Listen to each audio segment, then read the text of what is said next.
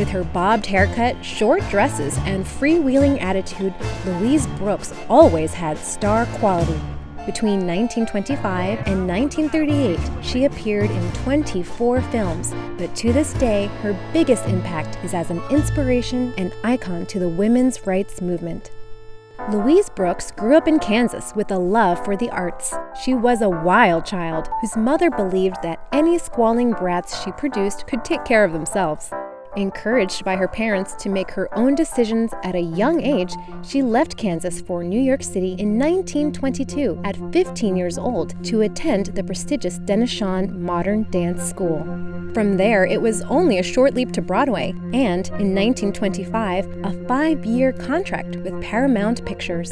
The camera loved Brooks. She stood out, appearing unrehearsed while playing impulsive, provocative women, not unlike herself. One French film critic describes Brooks as an actress who needed no directing, but could move across the screen, causing the work of art to be born by her mere presence. Brooks' performances were so striking that in 1929, German director Georg Wilhelm Pabst cast her as the immoral temptress Lulu in Pandora's Box over several German actresses without ever meeting her. Lulu made Brooks internationally famous and, according to some film critics, reinvented the art of acting. At the same time as Brooks's career was taking off, women all over America were striving for their own independence.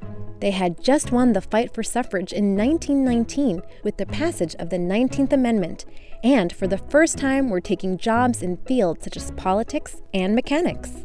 Brooks became a role model for the flappers of the 1920s who rejected Victorian morality and seized the good things in life. Most women enjoyed some new freedoms during this time, but few were true flappers like Brooks. Wanting to be like her, ordinary women copied Brooks's bob hairstyle and short dresses, embraced her exuberant, youthful nature, and took on her attitude of rebellion against traditional women's roles.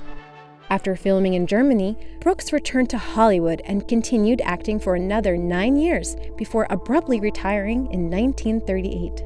She tried to fade into society after leaving Hollywood, moving to Rochester, New York, to be near the International Museum of Photography that housed her collection of films. From her home, Brooks became a talented writer, penning her own memoir, Lulu in Hollywood, and writing insightful articles about her fellow actors and show business itself.